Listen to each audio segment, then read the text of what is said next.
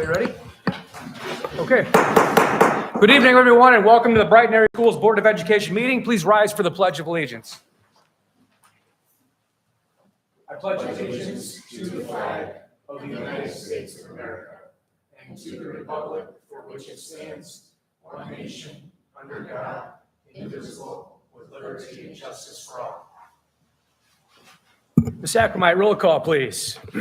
Mr. Storm?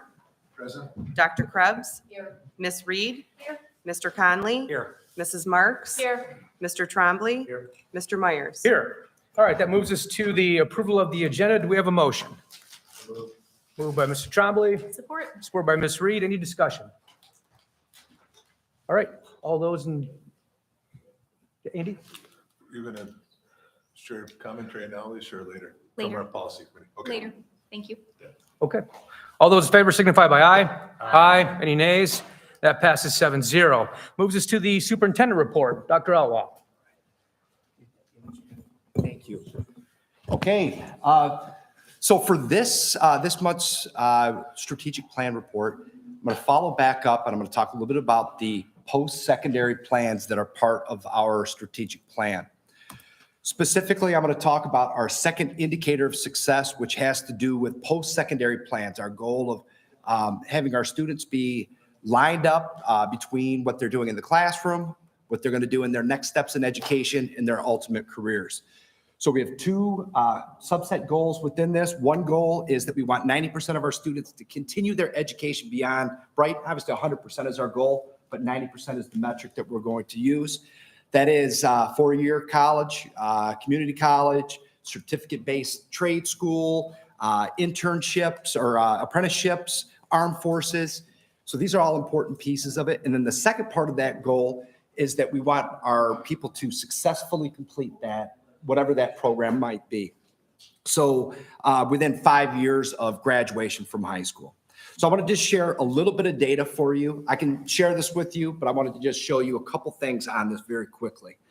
So in this second column, this is the class of 2014 or 15, which is from the 14-15 school year down through the students that graduated a year ago in the fall. This data is on the state website.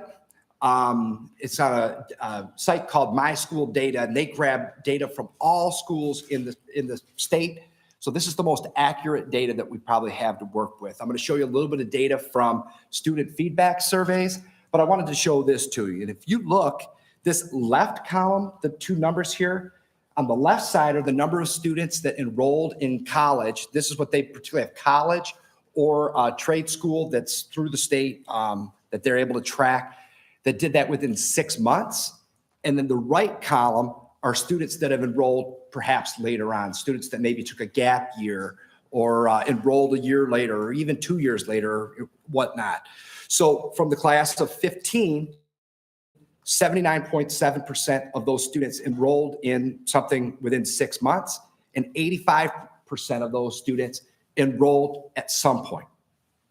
So I'm going to track all the way over to the right because this is something that is going to be really important data for us. And this is going to be one that's going to be in arrears. We're going to get this down the road.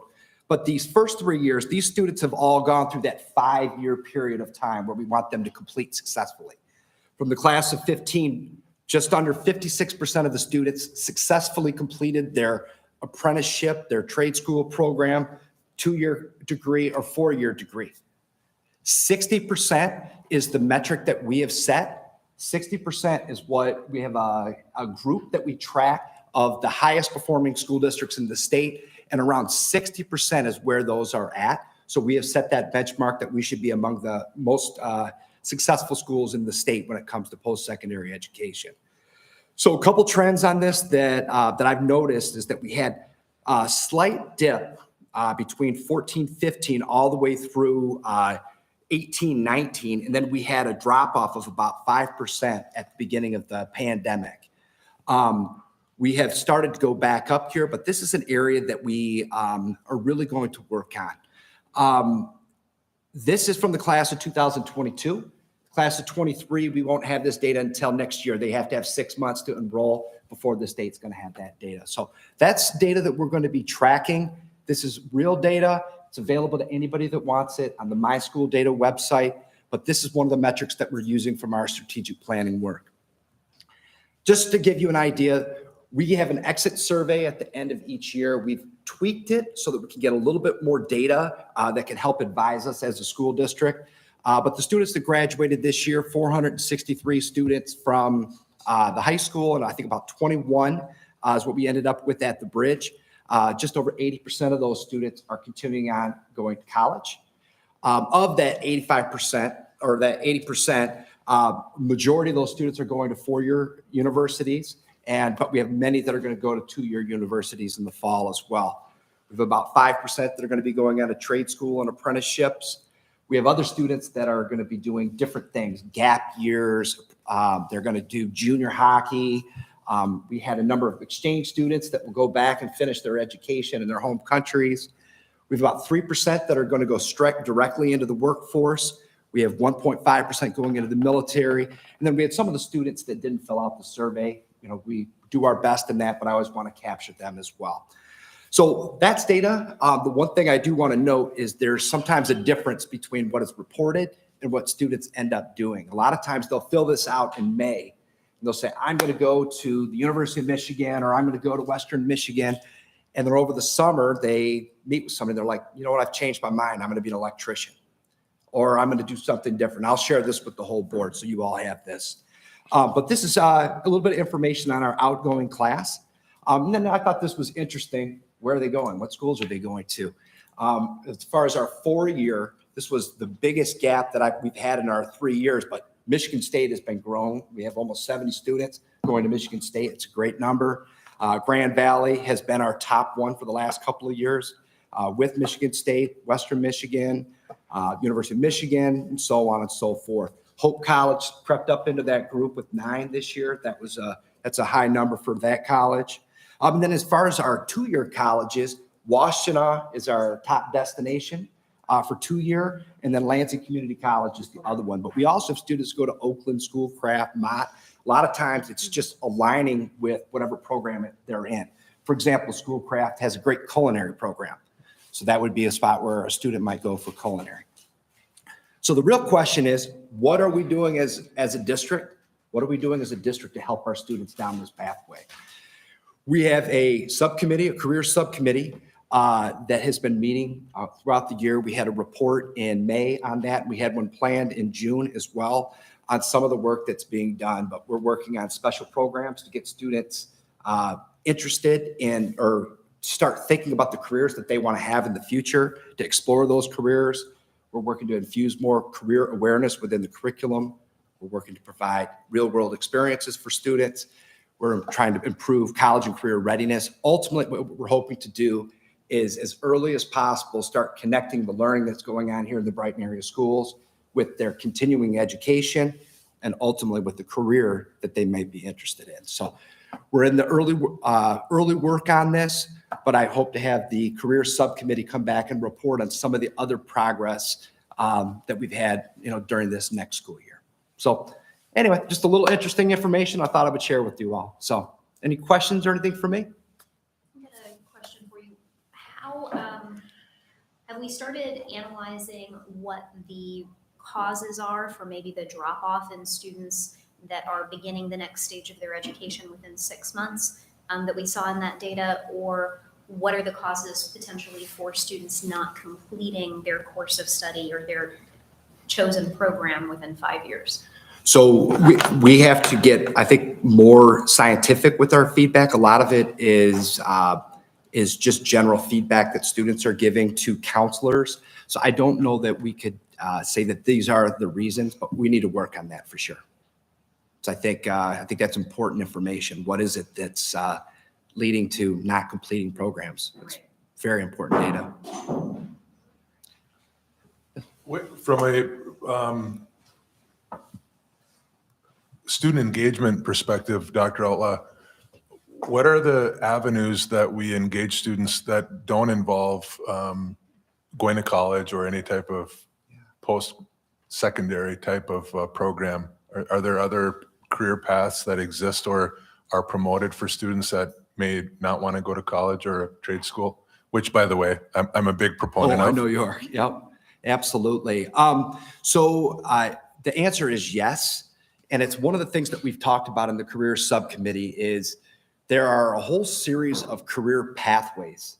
And what we're trying to do is we're trying to expose students to the different options within different pathways. The career technical side of things is one that I know our counselors have increasingly worked on this, and there's a lot of program that's available to students. It's bringing awareness for students that maybe aren't interested in maybe going to a four-year college, is to get them to think about some of the other programs that are there, the CTE programs. So really you have two camps. You kind of have your traditional, going on, continuing your 2-year, 4-year college. And then you have your career technical side of things. You have your military side of things. And then we have other students that are going to go straight into the workforce. The students that are going straight into the workforce might be great students for a co-op type program where they're learning job skills and maybe taking classes to expose them to different careers. But those are some of the things that exist today. Obviously, there's room for improvement. One of the reasons I asked, I recently attended a luncheon in Detroit. It's been a few months, not like within the last few weeks, but the CEO of Delta Airlines spoke to the Detroit Economic Club and mentioned that Delta no longer requires a college degree for a majority of their open positions within all functions of the company. And I think the other very prominent person that we all see tidbits of in the news is Elon Musk, the leader of Tesla and SpaceX. And he also is a big vocal advocate that students no longer need to go to college, that there's lots of pathways that exist. And I'm just wondering, in addition to providing avenues of opportunity down some form of a technical school, trade school, college path, entrepreneurship, or other types of CTE type programs that help students that don't want to go to college find a path in that way. Yeah, I think there's work to be done. And I think that we're really trying to make sure that students realize the options that are out there. And four-year university isn't for everyone. It doesn't make sense. I have a nephew that's brilliant with his hands, and he's a young man, and he's a super successful electrician. In school, he went to and he did all the things it took for him to be prepared to be an electrician. Would have been a waste for him to go off and go to a four-year school because of his pathway. So I think for us, I think it's really important to help students to be aware of their own skill sets and interests, and then helping to connect them with the classes and programs that might help them to find the things that they're really passionate and interested in.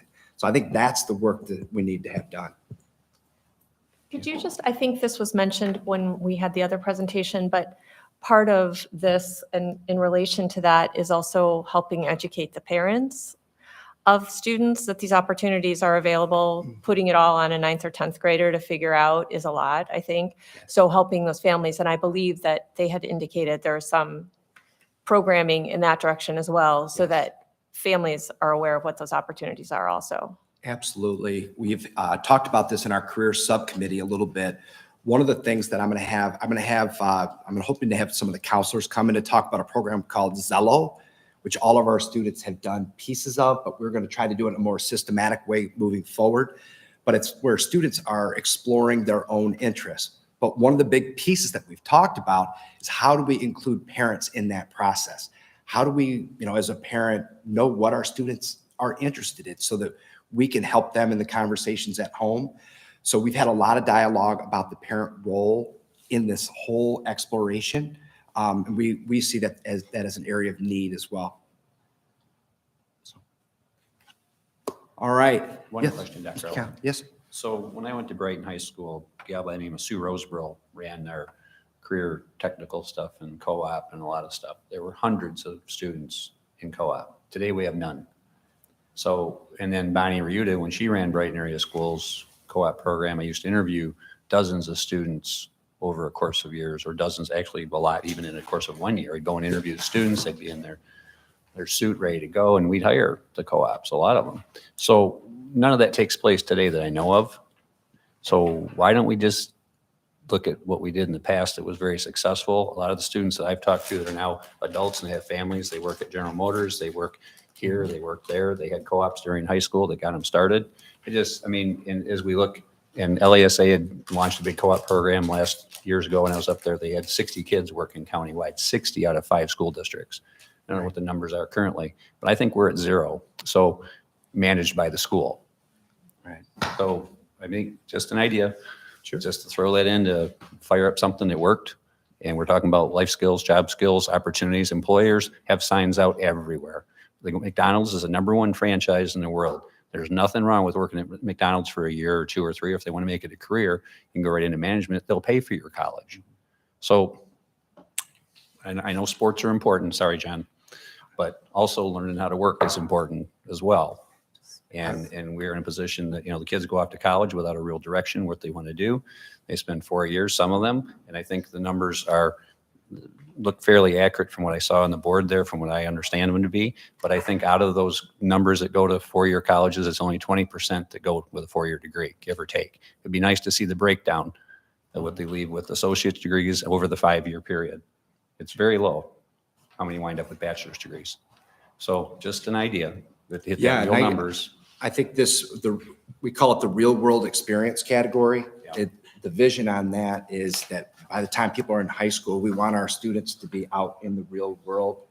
If I'm interested in being a lawyer, I want you to go and observe a lawyer. If I'm interested in being a mechanic, I want you to go. Whatever. And it's great that we have awesome programs here, but let's go see what it's like I in sit in practice. Roger's office about the law business, It is, but that is part of the plan. And how do we operationalize that with 2,000 students at the high school? And how do we lay the groundwork for that before we get to high school? That's one of the big discussions, is how do we do that on a large scale? Tracy, Bill and I were just reminding ourselves, isn't that Tracy Richards part of her position too, when we hired her, that she would take on a co-op program because the teacher that was leaving and never got replaced, Tracy was going to pick that up and run with it? Was that part of that or no? I think she's a principal, so I'm not sure That she was going to do that? that, I don't know that that's. So be interested in anything we can do though. But excited about this work, and there's going to be good some work. other pieces I'd love to report back, and appreciate the time. Okay, and thanks for all the support for the strategic plan. Great. Thank you, Dr. Oliver. Thank you. All right, that moves us to the call to the public portion of our agenda. This is the opportunity for anyone that would like to address the board, the opportunity to do so. The protocol that we have, there are cards in the rear of the room. We ask you to fill them out and place them in the box up at the left. And when I call your name, you'll have 3 minutes to address the board. Ms. Marks will be keeping track of the time. When there's 30 seconds left in your allotted time, she will give you a yellow card. And when your 3 minutes is up, she will give you the red card. So without further ado, Jason Ringett.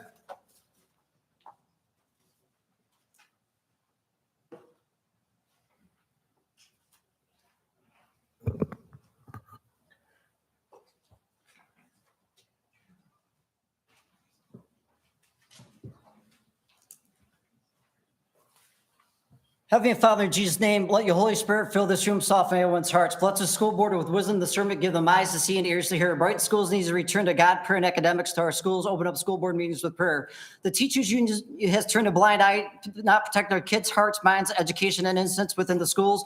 When some of the staff members were posting Black Lives Matter signs, all Black Lives Matter activists committing domestic terrorist acts in 29 cities in 2020, letting the staff put out gender pronoun surveys and display LGBTQ pedophilia grooming signs up within the schools, which is causing gender confusing. How many LGBTQ active shooters shot up the schools? Or when politicians weaponize the health department posing mask mandates when there was no peer-reviewed, replicated scientific studies back up the reckless actions that violated federal law, state laws, and the U.S. Constitution, causing physical, psychological depression, and many other issues for our children. DI inclusion. When healthy quarantines were imposed on our kids, that their only 2 meals Monday through Friday was coming to school, kids were forced to stay home and starve. Stay home in a physical abusive households when schools were the only safe place for protection.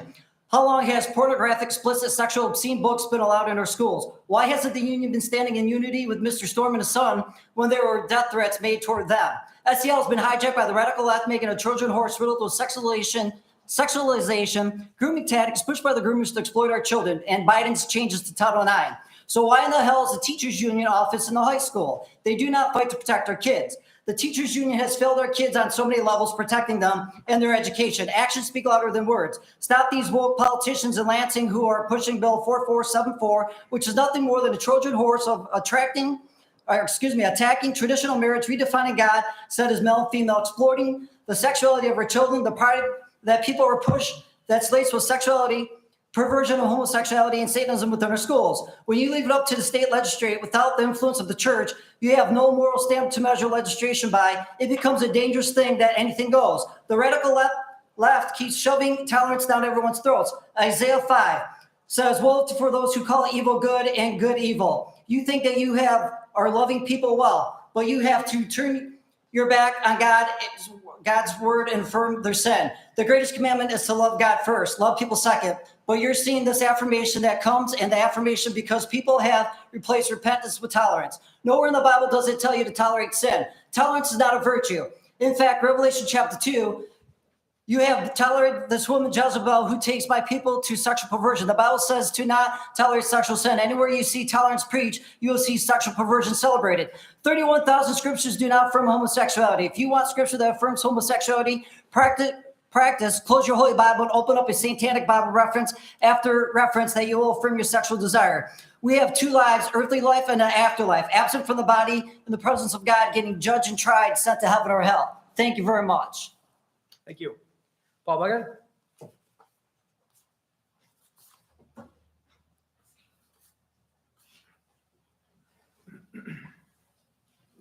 Good evening. My name is Paul Muggeth.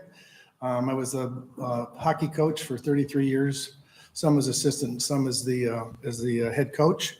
I just want to put in a couple of words about our renovation of our locker room, which is at Kensington Valley Ice House. We've been there since 2000, and in the space that we have currently, we had to expand that by I think 10 feet to make it large enough for our team.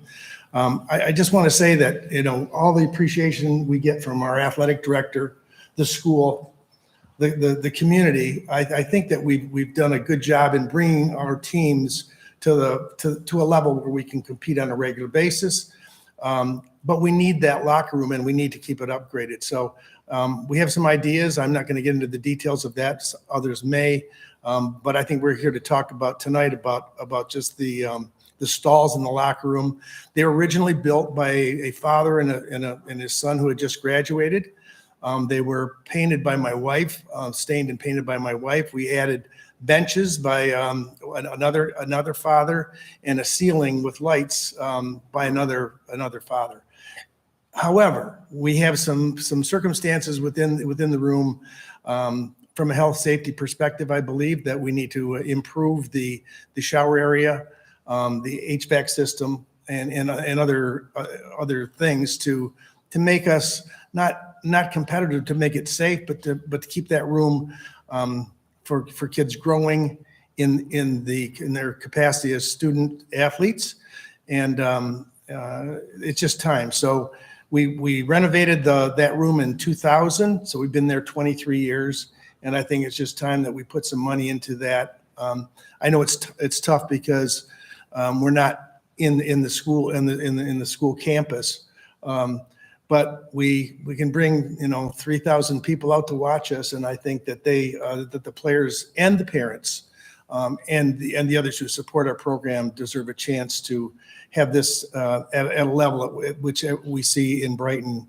in all that we do. So I appreciate your time, and I hope that as we go forward that we get some support on our locker renovation, including the lockers. Thank you. Thank you. Anna Penela.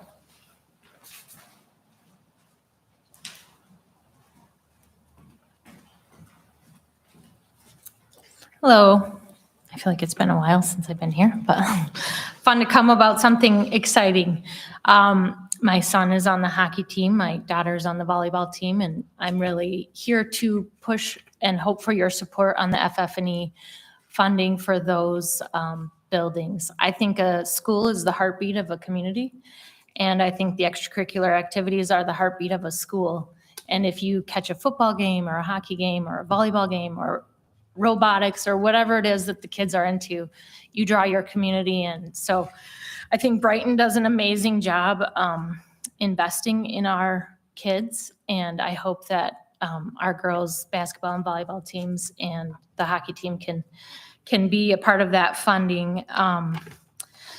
I would say that investing in the programs and the kids creates and sustains a healthy, growing district with new families that want to be a part of something that they catch, on a Friday night or wherever. And then it also keeps families that have aged out still interested. So I know my son himself, and I know Eva's son, and I would say the kids have already invested hundreds of their own man hours, just physically knocking down walls in that locker room, hoping for new lockers and support from this school board. So they are definitely, I'm very proud. I'm super impressed. They've been painting and manual labor, hauling bricks and like jackhammering the floor and impressive stuff. So I think that the kids have really earned their keep, and I hope that the board can support moving forward with the funding. Thank you. Thank you. Eva Helmanen.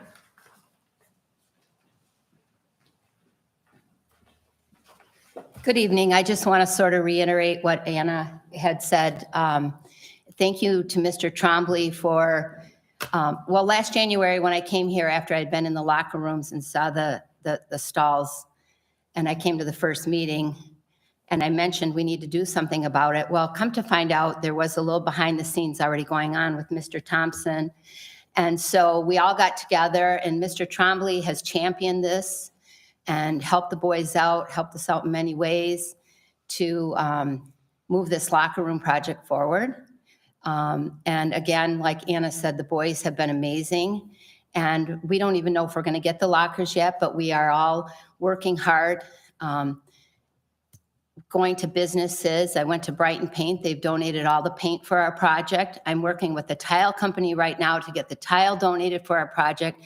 The boys are over there painting, they're taking it out. And I remember somebody saying they got to have a little sweat in this. Well, let me tell you, they put a ton of their sweat into it, and they want to continue because they really, really want this new locker room. And we feel like the lockers are something that you guys can help us get if we get all the groundwork done. And we're well on our way.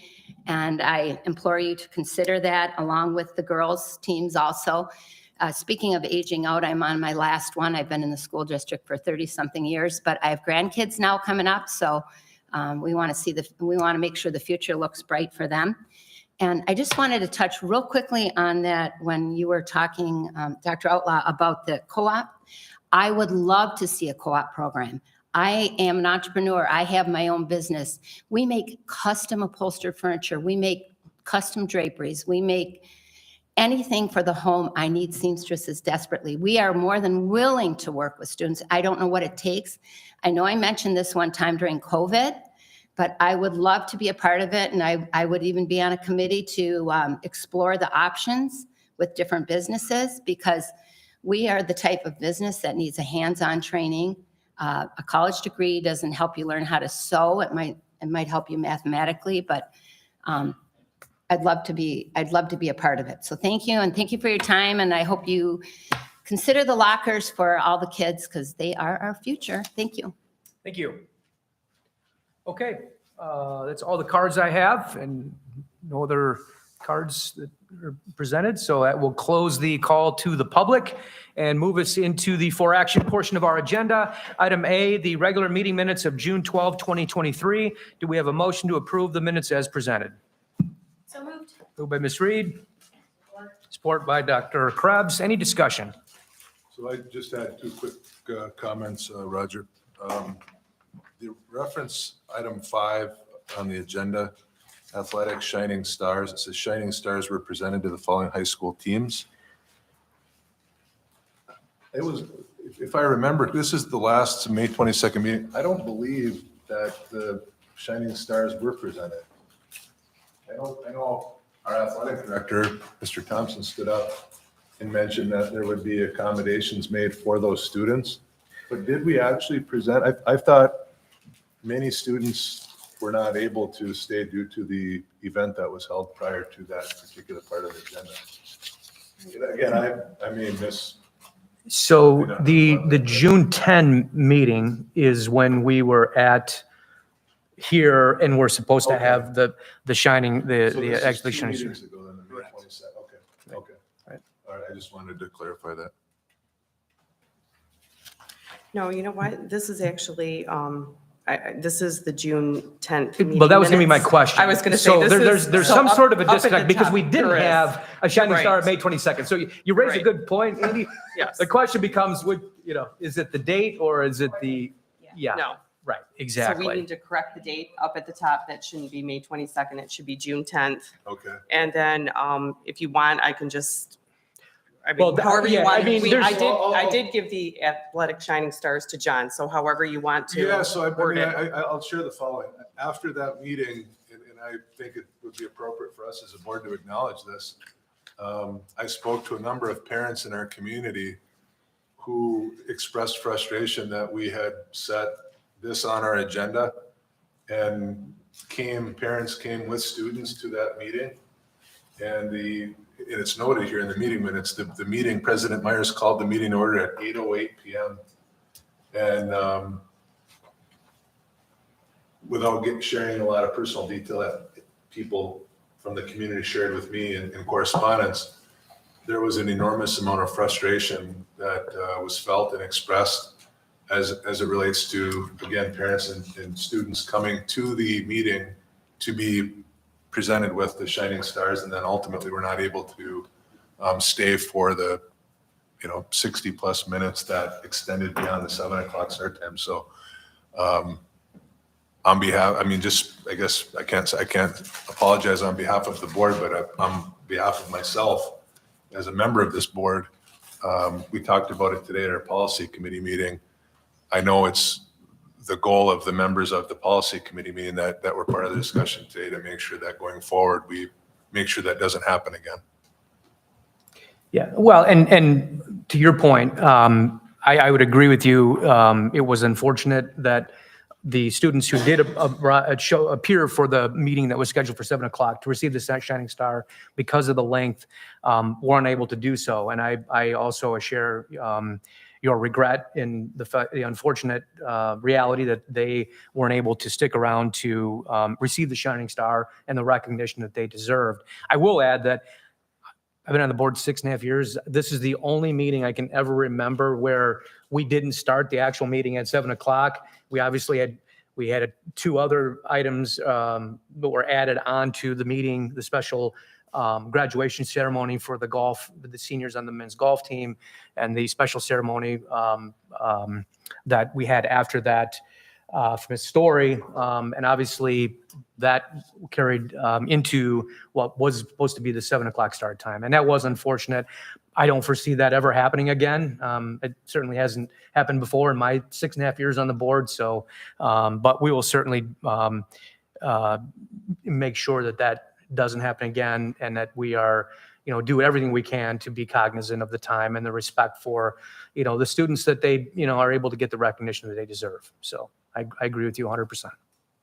So maybe just to close the loop with you, Star.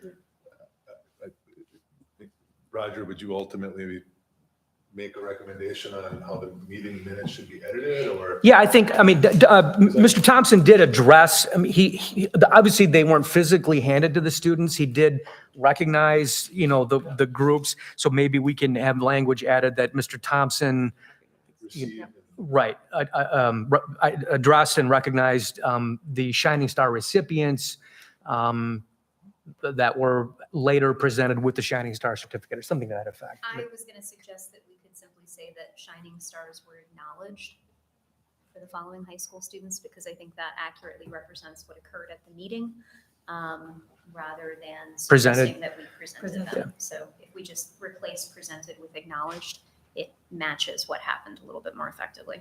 Okay. Is everyone on board with that change? So there'll be that change, and then obviously the change to the date. June 12th. To June 12th. I'm sorry, Yes, June yeah, 12th, not June June 10th. All right. So we've got the motion to approve the minutes as amended. All those in favor signify by aye. Aye. Any nays? That passes 7-0. That moves us to the item B, Human Resources Report. Mr. Scaling? Yes, good evening. Human Resource Report is presented for your review and approval. We have 3 individuals who are recommended for hire tonight. Mr. Andrew Roy, he's being recommended for our physical education teaching position at Maltby Intermediate School.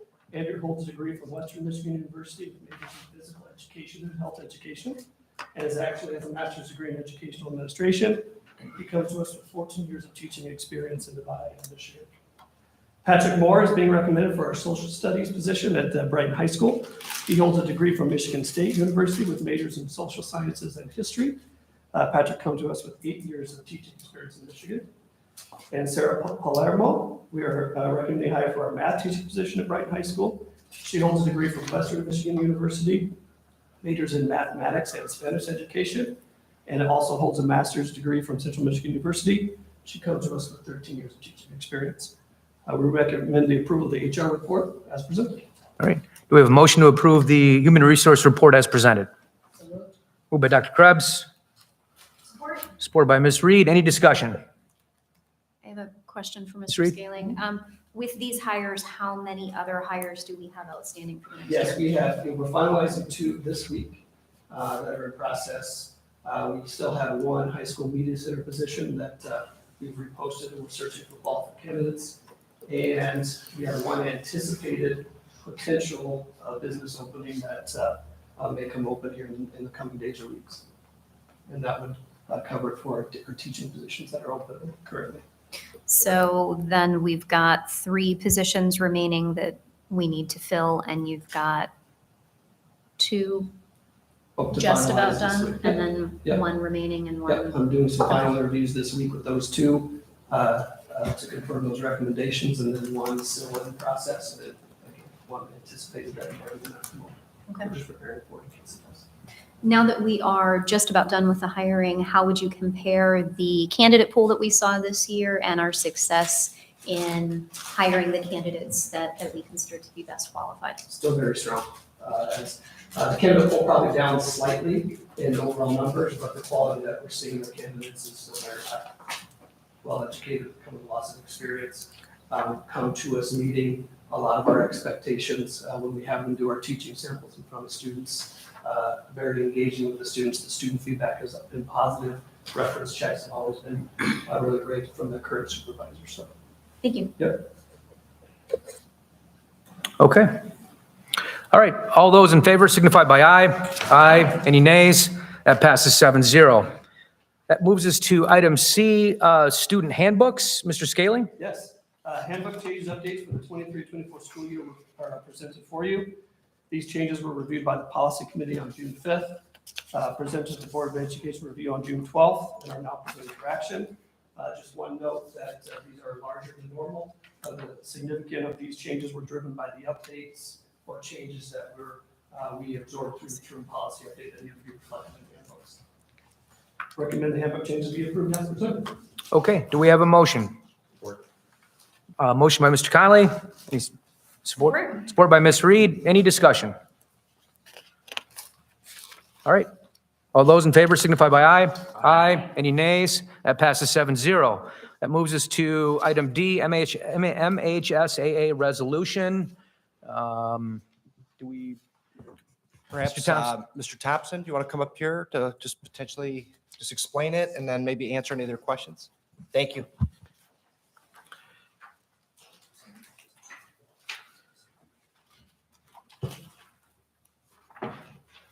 Good evening.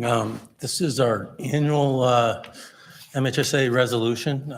It's a voluntary membership that we're asked to do each and every year to become a MHSA member school, follow their rules and guidelines and expectations and those type of things. And if you don't do that, then you're not part of their membership and you're not part of their state tournaments. So I would encourage the board to, as we have for the last, 100 some years, to approve it and move forward. Okay. Thank you. We have a motion to approve the MHSAA resolution. Support. Motion by Mr. Conley, support by Ms. Reed. Any discussion? Just a quick question. just wondering from an administrative standpoint, process standpoint. Mr. Thompson is our athletic director for Brighton area schools. Why do we as a school board need to vote on the district being a member to the athletic, the MHSAA? Wouldn't we want to empower our athletic director to ultimately work with the superintendent? I'm just curious from a process standpoint, why does this come before the board every year, as he just mentioned? I think it's required by the MHSAA that they require the board to approve it. They don't even give us the discretionary authority to. Correct, you're spot on. It's in here. It says to obtain membership, it's necessary for the Board of Education / governing body to adopt the following resolution for junior high school, middle school. So that's why. If I can ask a question, Mr. Thompson, for a while you have been our representative on MHSAA. Are you still on the governing board? Yeah, I'm actually the vice president of the governing board and I represent Southeast Michigan Class A and Class B schools. So I've got the larger schools in Southeast Michigan and try and, represent their concerns and questions and support them, so. Thank you for doing that. Yep. What, if any, significant changes were made to the group's guidelines for this year you think that we need to be aware of? No, nothing dramatic. Every year there's a few tweaks, like most organizations, and there's some practicality to it, having served on this board for a long time now. There's not a ton of snap decisions made. I mean, we meet 3, maybe 4 times a year, depending, our normal meeting schedule is 3, but sometimes there's an emergency meeting that we need to have or something. So there's a few travel changes, some, loosening them up of some of those guidelines, making it simpler. One example is you couldn't go compete somewhere further than 600 miles from where you were at. So 300 there, 300 back, and you needed to get signed off on that. So one of the changes, a little bit more efficient, is now you can go play anybody, anywhere within any of the bordering states. So Wisconsin, Illinois, so on and so forth. So if there's a team in Michigan that wanted to go to a basketball tournament in Chicago in the past, they could go, but if there was a school from California or a school from Florida there, they couldn't compete against that team. So now they've stricken that out, and you can go anywhere you want, play anybody you want, as long as, that school is a member in good standing of their state association. And you don't have to do the Google Map thing and, ask for permission twice. So that's just, but there's, always probably 6 to 10. There'll be some looming ones next year. It wouldn't be high school sports if football wasn't a topic, at all times, and looking at some ways to be more inclusive. That'll be a topic that's been understudy for a year now, in terms of involving more schools in the playoffs, because outside of football, everybody is in the playoffs for the first round, except for the sport of football.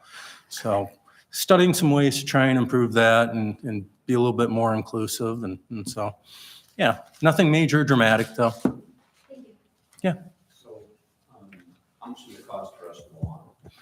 0. Yeah, there are no membership dues as being part of the MHSA. It's just a voluntary joining of the organization. And then how many schools are involved in the program? Yeah, probably, I would say 98% of all schools in the state of Michigan.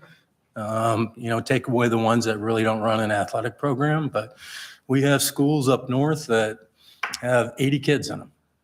And, they field a team in basketball or 8-man football or, depending where you're at. And so it's really an organization that serves, kids from all facets, whether you're. So it's open and it's available for pretty much all schools. Yeah, it's totally wide open. All you do is apply and, Does this cover our middle school students as well, or just high school? Yeah, so that's a great question. Yes, our middle schools are a member of the MHSA as well. So they do have rules and guidelines that, are in place for middle school or junior high schools. I would tell you that the membership at that level is not as vibrant as it is at the high school level because they don't run state tournaments for middle school sports. So the urgency to be an MHSA member school for your middle school or your junior high, they keep pushing that, and it is continuing to grow a little bit. And they are starting to do some more things for our younger kids in terms of regional competitions, as opposed to state finals. And they've been doing that now for about the last 3 years.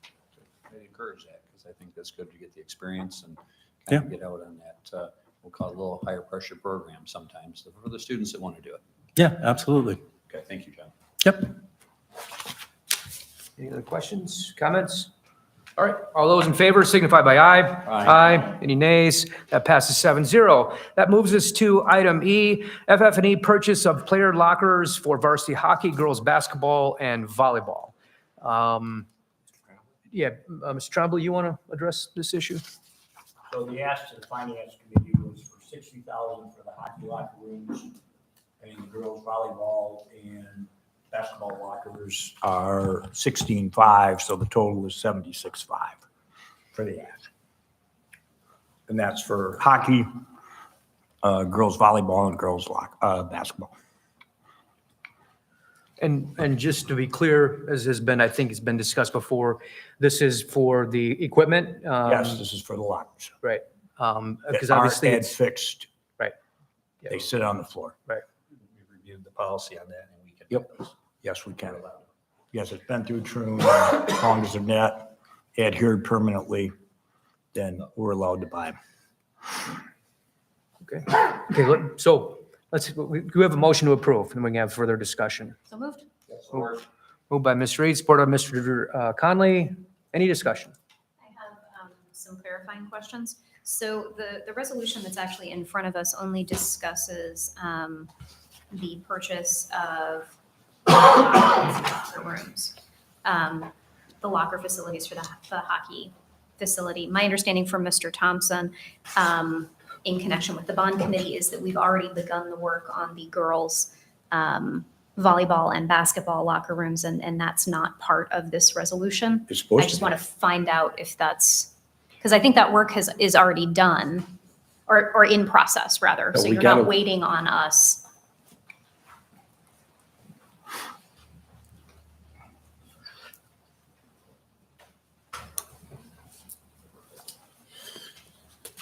Yes, so we are in the process of renovating the girls' locker room, varsity locker room, which also includes space for the JV and/or freshman programs in both girls' basketball and volleyball. We've been underway on that project probably for, about 5-6 weeks now. So demos taken place, we've done some flooring in that space, painting's taken place, electrical's taken place. The lockers have not been fully ordered yet, and so from that standpoint, we're underway, but But we're still waiting on a quote for those lockers. no, we have a quote, and it should be in there. Lockers, not the renovation. Okay. Yeah, it's 16.5. And Page it's, 91, Alicia, of the. Yeah, but that's not actually mentioned in the resolution. yeah, it's not That's mentioned my in the concern. cover sheet.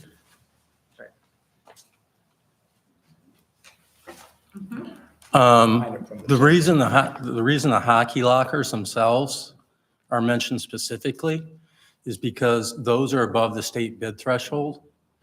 The girls' lockers are not above that state bid threshold.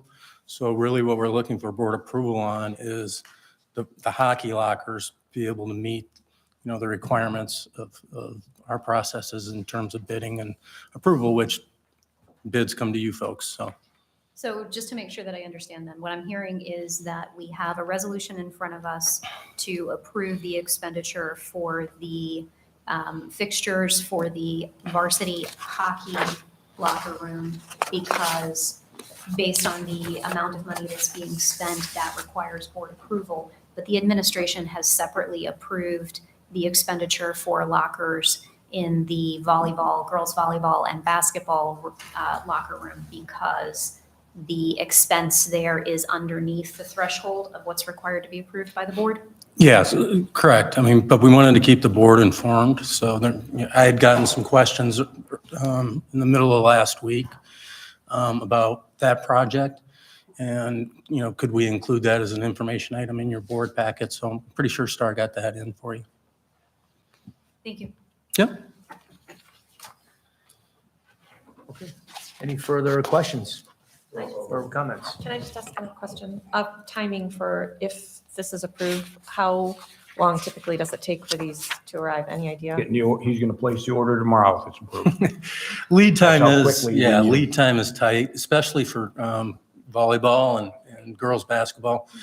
Truthfully, volleyball is going to be tight. We'll probably have to transition. They'll use the locker room that they've been using for the last 20 some years till such time we get those in place, which should happen during season.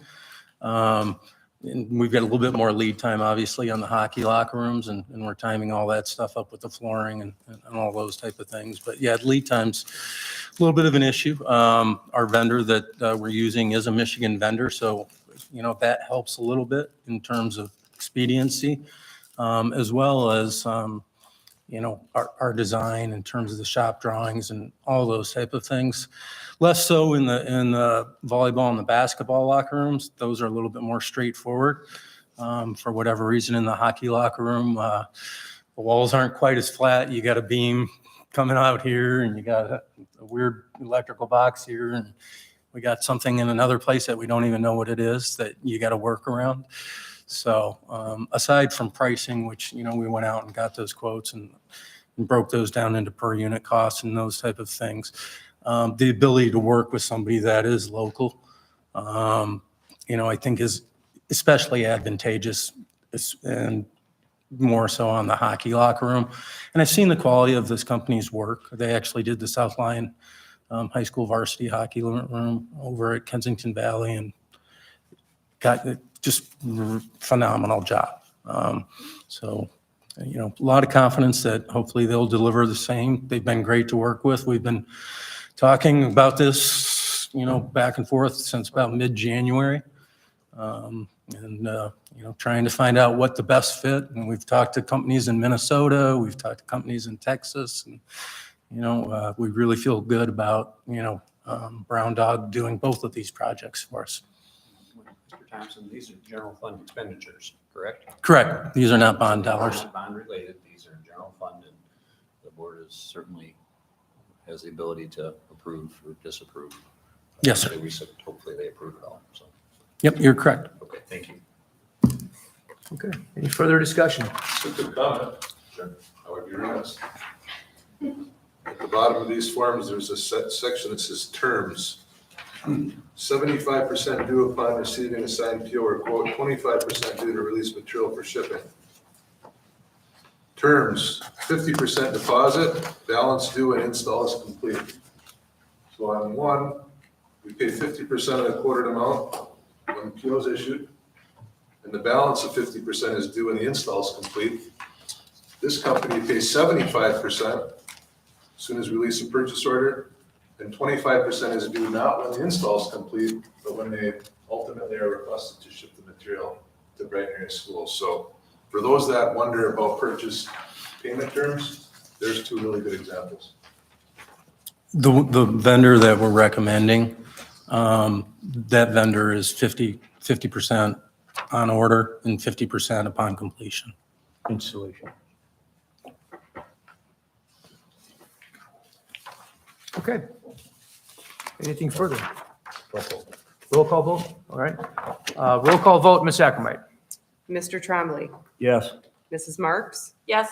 Mr. Conley, Yes. Miss Reed, Yes? Dr. Krebs, Mr. Storm, Yes. Mr. Myers. Yes, that passes 7-0. All right. Thank you. Look forward to seeing a beautiful new locker room And a and state champion. a continued success. So are we. Yeah. And now I can leave. Maybe you should stay. Good, well, good to see you. It's policy. Thanks for He's like, I am out of here. All right. That moves us to item F, Truant Policy 3105, Visitors and Volunteers. Mr. Scaling or Ms. Reed or I'm who? actually gonna jump on this. Okay. At the policy committee meeting earlier today, we discussed a couple of different revisions to both this policy and the next one that's on the agenda, 2302. Obviously, they're posted on the board agenda and everybody has copies of at least one of the versions. So we can discuss it tonight, but the policy committee is recommending that we push this off either to a separate meeting or to a board workshop where we can devote some extra attention to the matter. So I would recommend that instead of voting on these tonight, we table them for discussion at another meeting or at the workshop at the discretion of the executive committee. Is that the motion? So is there a motion to table items F and G? So moved. Ms. Reed? Any support? Support. Support by Mr. Storm? Yes. Okay. Any further discussion? My only comment would be, I met with Mr. Conley, I don't know, a week and a half or so ago, and I made some revisions based on our meeting, which I forwarded to Dr. Outlaw. So it is still kind of a moving work in progress. I think it's prudent for us to. No. I think it's prudent to have a further discussion. I think, and we'll have, we can talk about it at the executive committee meeting, but I think it'd probably be a good idea to put it on But what our was in workshop. here wasn't the updated stuff. Right. Yeah, what was here just was a carry through. Okay. Right. Yeah. Yeah, exactly. So, The thought was we would, at our policy committee meeting, have an open meeting and invite any board member that wants to participate Sure. in that dialogue to that policy committee meeting, do a call to the public, but allow the policy committee to focus on resolving this and ultimately getting to language that we can then bring to the next board meeting and approve. okay, yeah. So anyway, I support tabling it and having, Let me just back to your comment though. Aren't all committee meetings open meetings? Yes, they absolutely are, but in the context of having more than 3 board members, we wanted to, at a board meeting, make sure that the public is aware. Yeah. Are we talking about, and I'm a little confused because initially I thought we were talking about putting it to the board workshop. yes, You're correct, Dr. Krebs. So it's, we haven't necessarily agreed we're going to go down path A or path B. It's something that, as Roger just mentioned, the executive committee will meet and then make a recommendation. And I think the intent was that we would support the recommendation of the executive committee. okay. All those in favor of the motion to table items F and G signify by aye. Aye. Any nays?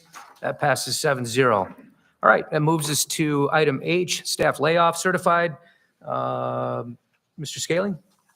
Dr. Allen, did you want to begin with this one here? Okay. We have a staff layoff resolution that was presented.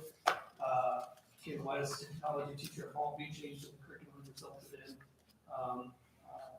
the technology classes that she piloted this year to not be offered again this year, which would result in the layoff of that technology teaching position. Okay, do we have a motion to approve? Moved by Mr. Trombley, support by Ms. Reed. Any discussion? Question. What happened that they didn't continue the classes? So prior to this year, prior to the 22-23 school year, in the multi-rotation at 5th and 6th grade, they did French. In 6th grade, they did Spanish Spanish in 5th grade, they did French in 6th grade. As a district, Dr. Mosier led a team to bring STEAM education as a set class for every single student in the district from kindergarten all the way through 6th grade. To do that, we had to change the encore rotation last year. STEAM is now in both the 5th grade rotation and in the 6th grade rotation. We had Spanish was offered in 6th grade, and then we piloted, am I correct in that? And then we piloted a technology class to see if that might be a fit. It was a pilot for this year.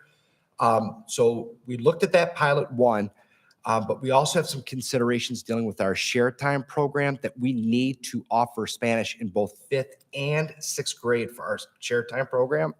And that was a major driver of this. But so our rotation as we head forward is that we would have Spanish would be the fourth piece for both fifth and sixth grade in the encore rotation. So we're not going forward with the technology class that we piloted, and we're also not offering French anymore? French has not been here. French was in the multi-rotation. We are not offering French. We did not this year either. But the technology class that we piloted, we are replacing that with Spanish in fifth grade. So they would have Spanish in fifth and sixth. There's still a STEAM class. STEAM is all go. This is additional. This is Correct. additional technology. Correct. So was that a money-driven thing or a driven thing by people that wanted to take the class? Who made the cuts and ads? And was the parents' voice heard that that's what they wanted for their students, or is that something we did here? How did we determine that our technology class shouldn't be run at a level? I mean, we have a situation that 70% of the jobs are in the neighborhood of technology, the area of technology. And I understand the language classes.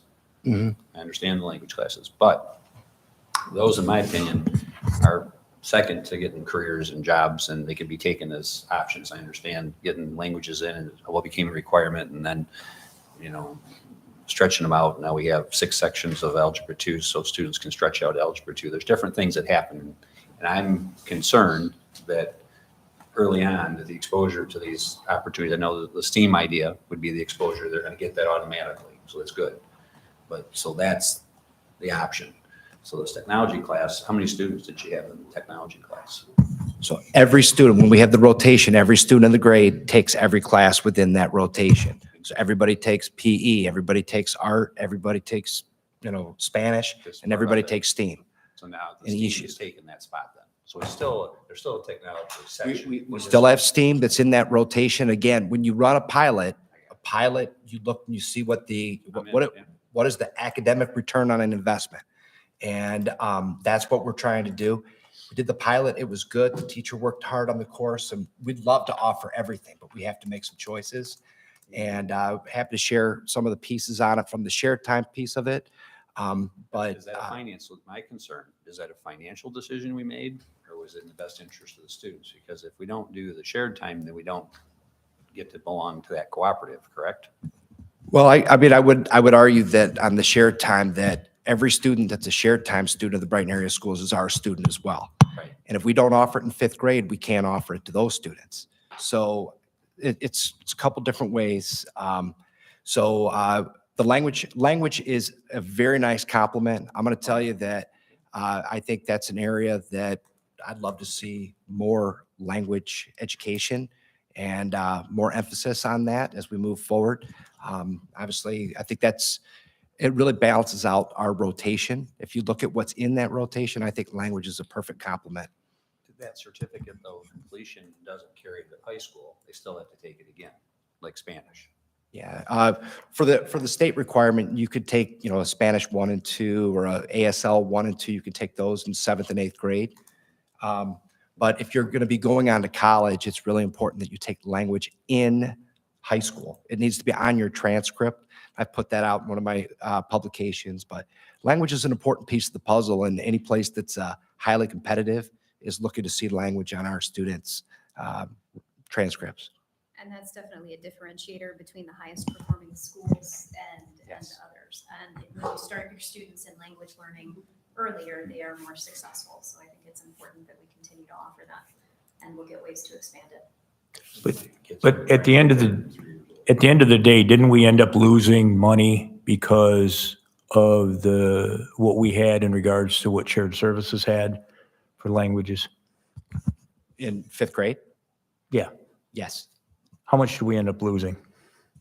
I think it was somewhere around $500,000 of revenue that we lost connected to that 5th grade decision. Right. Pays for a lot of programs. So we've got that back now. If we run Spanish in 5th grade. Not right now. I'm just talking out loud, just thinking. The point, though, is that, in my opinion anyway, And I think the language, so the language portion is important, but do they know the English language? And you know what, do they know their own composition? Do they know how to read and write? And, they don't teach, cursive anymore, understand? And all of those things. So we're spending all this time on foreign languages, but what about our language? And how proficient are our students before we put them into, and is there a qualifying, do they have to get certain grades in order to take that language class, or can they be just barely getting by in our English classes and then they're put in there anyway? Because I've seen really lousy results with personal experience with some of my own family that were dropped in some high-level classes in language that didn't perform very well. And it seems to be related to a lot of the young men in the classes. And I think some of the languages, maybe it ties around math, maybe it ties around development, maybe it ties around different things. And then we found out that particular situation it wasn't just one, it was dozens in the language that were mandatory Spanish classes in high school. And you take a young man, and again, that's all I can talk about, and if they don't like it, they seem to circle around it versus doing it. And they'll do it if they have to, but even then it's hard. And I think about the one particular who was in my office today, who had to deal with it about 16 years ago or whatever it was. It didn't go very well for the language class. So that's my concern, is if that's really great, I'm sure it helps academics and people and different things. But, this young man went on to trade school and then went on and just finished his bachelor's at U of M recently, and at a different time schedule than others. If he needed to take Spanish or French or whatever, he'd take it if he needed it. Just an idea. My one pushback on this would be, and obviously I'm biased. I have a major in Spanish as well, but one of the best ways to learn your first language is to learn a second language. These are literacy classes. So you're in a Spanish class. That's how you learn. That's why you acquire. That's why universities value language education so much. Not only do you learn about the world, and it connects with history and all those type of things, and our cultural studies, but it helps you to learn your first language. So that would be my only pushback on that. But I appreciate it, and there are other options. Students can opt out of language. Would not advise it. I think it's a great thing to round out no matter what you're doing. I think language is something that's valuable. Okay. We need a roll call vote on this one. Okay, roll call vote. Mrs. Ackermite? Dr. Krebs? Yes. Mr. Storm? Yes. Ms. Reed? Yes. Mr. Conley? Yes. Mr. Trombley? Yes. Mrs. Marks? Yes. Mr. Myers? Yes. That passes 7-0. That completes all items in the agenda for action and moves us into for future action. Item A, snowplow contract. I can just You want to briefly touch on that, Dr. I Allah? know that the bond committee has reviewed the snowplow contract, and I believe has signed off on that moving forward to the board as a whole. So that would be presented for action, pending your approval here tonight. Yes. How come the finance committee is not working on the contract? Why would the bond committee? Well, it's a bond and facility. Yeah. It's a facility topic, so. Okay. Gotcha. Facility. Just checking, isn't it a financial thing though? Maybe you should send it to your finance committee. I think there's always overlap in these committees, Got it. and I I'm think a good lot with of things could You can bounce have it. I around, was just- so. Good. So I know it's for future action, correct? Correct. For future action? Yep. Do we have a copy of it? Is it in here? So I'm gonna have to send that to you. It is not in here, so we'll send that to you. But you have it, so we can receive it by Yeah. email and it can be available to the public. I will get that contract. Thank you. So, And we should have the bid, because it was bid. It was a bid contract, so, yeah, Just like the locker room. correct, yeah. All right. It moves us to item B, Assistant Superintendent for Finance vacancy. Dr. Allah. okay, couple things on it, just a quick brief update. I have shared with the board some of the applicants that we've had thus far. As we talked about before, this is it's a very small tight-knit group when it comes to the school business leaders. And there's a number of vacancies around the state at this time. If there's 7 or 8 major districts that are seeking to fill this exact same position at this time. At least I looked at the state website on that. So a lot of competition for a very, very small group of people that are in this category. Worked at the beginning, first few weeks, we had a couple of recruiters that we had putting out the word and trying to drum up some support. They've been helpful but unsuccessful. We have a couple candidates worth to look at, but I'm going to make a recommendation. I shared this with you all. I'd like to do a formal engagement with a recruiting agency. Did some calls on this, and it came back to a company called Hiring Solutions. And I shared the contract that they have, but I have learned that they do similar to like a superintendent search agency. They do searches for CFOs and school business officials. Their specialty is in the area of finance. So I shared that proposal, and I would like the board's consensus for us to move forward. I think that to get what we need, I think that we're going to need to bring in that outside and do a formal engagement at this point. I think it's a good next step for the board. So I'd like to be able to move forward. I have that contract, and I've shared that with the board. I'd like to be able to engage with them and get them working and trying to drum up some more supports. They will look at people both inside education that maybe is sitting in positions that maybe haven't thought of it, but they'll also look at people from non-traditional, maybe they come from business or whatnot. They will vet candidates, and they will present quality candidates based on availability to this board. So what questions can I answer about the hiring solutions? I hesitate to engage a search firm unless we are confident that they're going to produce applicants that we haven't seen already.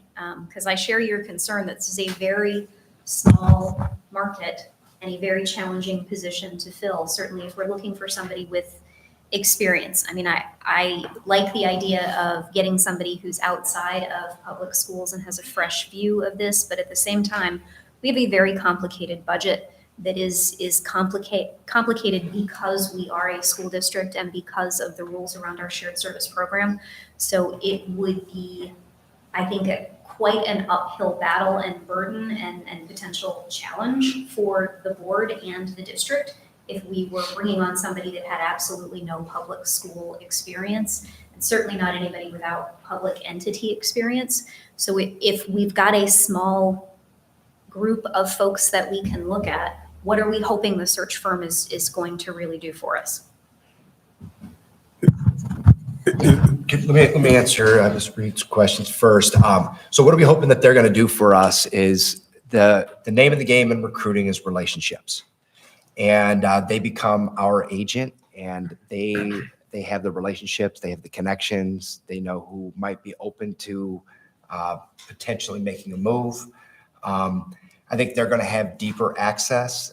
This company in particular, in vetting them, they've done work all over the state. So they might know people that might not be within our sphere, that maybe they're in Grand Rapids area and they haven't thought about moving, to this side of the state. I think that's a big piece. One of the areas that we talked about was some of the ways that things are posted, and they have a couple different things that they do. They do like these personalized letters. They have like superintendents write, like it's basically like a marketing letter that goes out to the company. I thought that was a great idea. So those are some of the things that they do. But I think it's the relationships. It's the area of expertise. They know where to look. It's the connections through work to maybe know some up and coming talent that might be out there. Like I said, it is a very small, tight-knit group, and I don't know that we need somebody who's got a deeper Rolodex than we do to help us with this one. Is it a contingent search or a retained search? I'm not sure what that. Contingent is a. Oh, I get a contingent. Sorry. It's a contingent search? No, this would be a search. There would be a fee for the search agent. So there's there's an enormous amount of really, really good search firms in the state of Michigan just due to the manufacturing industry that we have here in our state that specialize in finance positions. And a lot of those firms are contingent based, so you don't pay a fee until you ultimately receive an accepted offer from the candidate of choice. I would be willing to help you or whomever else, Chad, that's involved in the process with recommendations, lots of them. You could vet them, talk to them. I don't necessarily agree. I've shared this with a few other members of the board that we need to hire someone that has extensive public education experience. This is a finance role. It's a finance function. CPA, someone who has a CPA, understands all facets of finance, and obviously there are nuances when you're dealing with a public entity like a school, you're dealing with bonds, you're dealing with state government rules, regulations, but every other business in our state deals with the same thing. Employment law, state agencies, OSHA, all of the different, federal tax law, state tax law.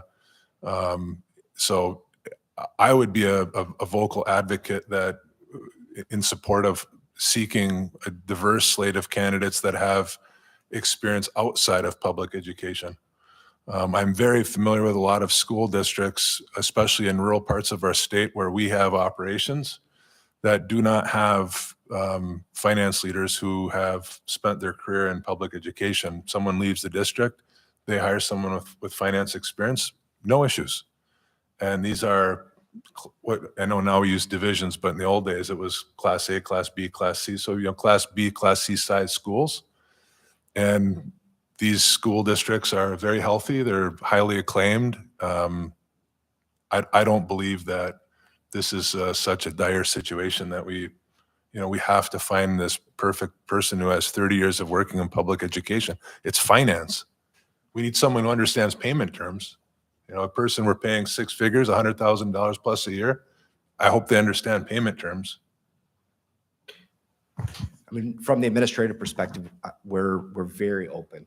We're very open to that. Awesome. That was one of the things that I talked about with that hiring solutions is that if you're just looking at education, we're gonna get a couple candidates. So I think you're gonna have to Super. be, but the other side of that, there are people that are in the business that maybe are bond counsels and people like that work with schools, but maybe not directly. So there might be a tier in the middle where they have some experience in dealing with public sector so I think these guys are experts. I called around and everybody referred back and said, these are the only ones that work really with that they know of that work directly with schools also. And they said, this is the group. If you want to get somebody for your schools, these guys are outstanding. We had some very good conversations about it, made a couple calls on this. I think they would be helpful in what I think is going to be a very difficult fill. So I have expressed via email to you and other members of the board, just questions about the process, Dr. All. And so for the benefit of the public, at our last board meeting, we had a what I would call a candidate for an open principal position that was invited to a board meeting. We were asked to vote while the candidate was sitting in the audience. The vote was more of a formality than it was a real vote. And I, through my email correspondence with you, had asked questions about the process that we as a district follow to fill principal positions. And then obviously for an important position like Mike's backfill, what is the process? How is the board, how are members of the community, how are teachers or members of the staff in the district involved in the process? I do feel, and not necessarily myself, although I'd be willing to volunteer, but I do think it would be very important to have at least a member or multiple members of the board involved in the screening committee, so we ultimately have a voice in that process, because this role interfaces directly with the board. So I guess if you could just share with the public, what is the process that we as a district are ultimately going to follow to backfill for Mike? Sure. So the board's role in this is going to be a board member to board member discussion. I shared a little bit of that Open Meetings Act information. If there's some hurdles that you all have to talk about and what that role is. So we'll leave that to the board on how you get involved. I get exactly where you're coming from. I'm sitting on the board and I'm voting and I didn't even have a chance to meet the person ahead of time. I totally get that. So I guess I don't follow what you're saying. You're saying that What? there's an Open Meetings Act issue in involving the board prior to bringing a principal into a room and having us vote on the principal? Yes. What is it? It is a violation of the Open Meetings Act if you have a board member or board members be involved in the screening process, because that's considered to be essentially the board exercising authority less than a quorum in narrowing the pool of candidates that's ultimately recommended to the board. That's Michigan law. In fact, the leading case on it was the University of Michigan when they hired their president. They appointed a board member or a trustee member to sit on the committee that interviewed and screened the candidates, and it went all the way to the Michigan Supreme Court. The Michigan Supreme Court said that's a violation of the Open Meetings Act. And so that's why we've never had a board member or board members screen the individuals that are being interviewed for ultimate recommendation for hire to the board, which is very similar to basically why when we hired Dr. Outlaw, the process of the screening, the interviewing, and the narrowing of the candidates is all done in a public meeting. So if we are going to have board members involved in the screening process, then every single one of those interviews and decision-making to screen the process will have to be at a board meeting. So it is possible then? Yes. If we have a board meeting, yeah. Okay. It's an Open Meetings Act, Yeah, but so just to be clear, because I don't understand the nuances of the Open Meetings Act, are you suggesting, Roger, the whole board would have to ultimately be part of that process? Or could the committee that ultimately is established to support filling this position hold a meeting in this forum? It would be an open meeting that the public could participate in. There would be a call to the public.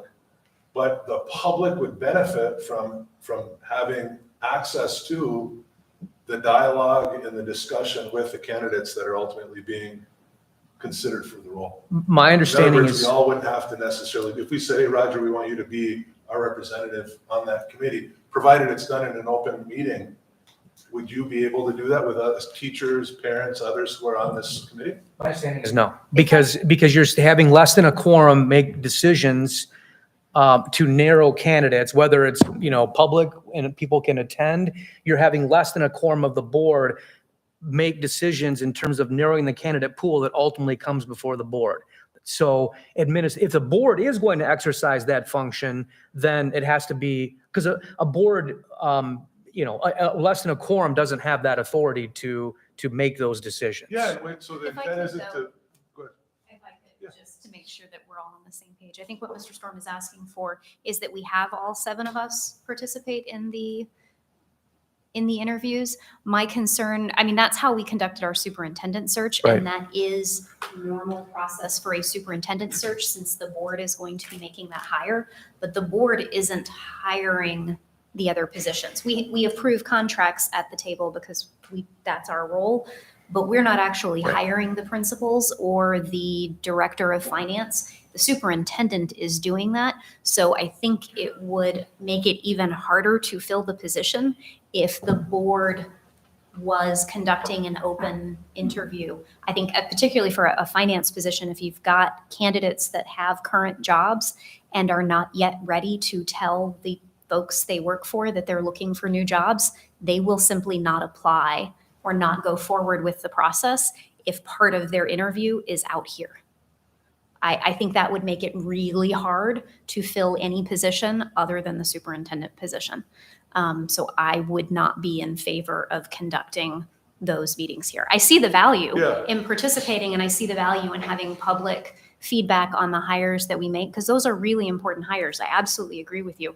I just think that from a logistical standpoint, and when you compare us to other districts around the state, it would put us at a significant disadvantage in trying to fill those roles. I disagree with you in the fact that the person doesn't work for us and that it's a superintendent, because what do we do with Michael Ingleton?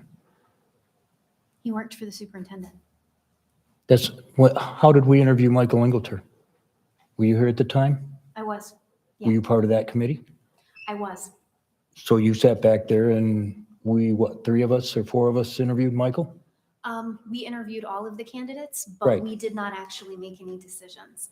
I would say. We vote on that, don't we? No, not at the table, we didn't. But No, no, no. We end up voting at the board table But to what I hire. will say is that based on the information we've gotten from council since then, Right. that process we participated in Right, was was probably wrong. not appropriate. That's correct. So I would not support doing it again. I wouldn't even either. though I participated in it Right. last time. Right. Well, and I would say, I didn't participate in it, but I think the U of M decision came after. Yes, I think you're right. I think the law was probably not as clear, and then the U of M decision was decided after that happened, and so now it is clear.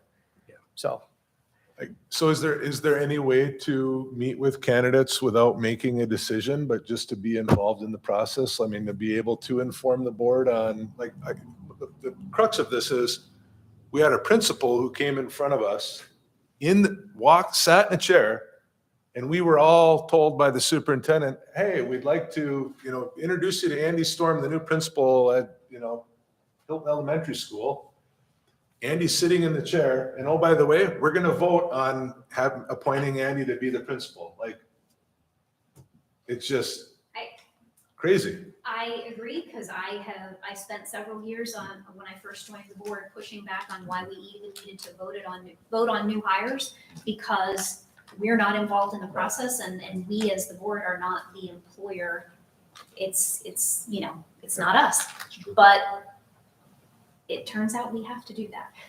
We have to vote on the So is there, contracts. and again, so I don't drag this out, I mean, if we ultimately could reach out to our, to Thrun or, legal counsel to get an opinion, is there a way for a board member who represents the executive committee, a member of the executive committee, someone who ultimately represents the board, to ultimately have the ability to participate in the process for this role, being that it is a role that interfaces directly with the board? Is that possible? If they're kept separate from, if there's, the committee's going to meet and ultimately decide if we hire or move forward these candidates or candidate, the board is not permitted, that board member is not permitted to be part of that discussion, but at least will have the ability to be part of the process and share with the board. Yeah, Keep us abreast that's of it. certainly something we can look in. We can look into that. I don't think that is something, I mean, as long as the board member is basically monitoring, they're not involved in any screening, narrowing, anything that's deliberative in terms of moving the process forward, but may ultimately then, when the final recommendation of a candidate comes before the board, that individual may be able to share their perspective on what they observed. And we can certainly follow up and see if that's a viable option. Yeah. Yeah, and Brad Banasic from MASB provided that legal brief that I had shared in the update, I think 2 weeks ago. So we could do a follow-up with that, with any questions that you have. I mean, MASB, this is your attorney. Yeah, it's really more, it's a narrower it's a involvement, little narrower than basically, that, right? yeah. It's not being Can engaged you in be any fashion involved in the if you're not screening. part of the decision-making, Right. if you're an observer in a committee? So then, that's one item. And then the other item that I expressed was, from a process standpoint, criteria. So it's not qualitative, there's a quantitative process that's used. So we had exchanged correspondence regarding the Hilton Elementary position, then mentioned Mike's backfill. So I think if I remember correctly, you mentioned today, BAS does not use a quantitative. Correct, it would be qualitative in standard. nature. It's more of a qualitative process. Yeah, and that's fairly standard. But the reason why is that there's a lot of nuances that you can't put a number to a nuance. There's so many things with personalities and how they might fit with the team, picking up their bias for or against parents and how well they're going to collaborate with parents. And so it is more of a qualitative process, but the screening process begins with, paper screening. That's do you meet the entry level requirements to do the job? One, are you qualified? Then the video, that phase, happy to share videos. I've been sharing resumes and things like that. Obviously, I'd like you to be involved and know, but that is the next phase of that. Then they do a screener where it's a get to know you. It's trying to get some of the basics of the people, and then it gets a little bit more in depth. And you bring in full committees with people from parents and staff. Sometimes there's students involved with that when it's appropriate. And then from that group, it usually narrows into perhaps 2 that are finalists. And that's where you're going to go and do really deep dives into background checks and calling employers and those type of things. You're going to meet with them individually. Every candidate has strengths and weaknesses, and you're asking questions in order to determine that final fit, and then you make a final recommendation on it. So it is a rigorous process, but it is definitely qualitative and not quantitative in nature. What could be done to make it quantitative?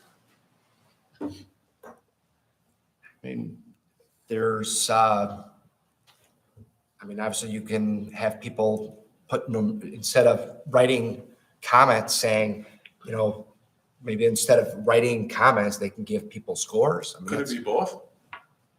In industry, we use both, quantitative and qualitative, and it's standard. Anything's possible. Yeah. How about from, as far as being able to evaluate alignment with the strategic plan, with the district's strategic plan?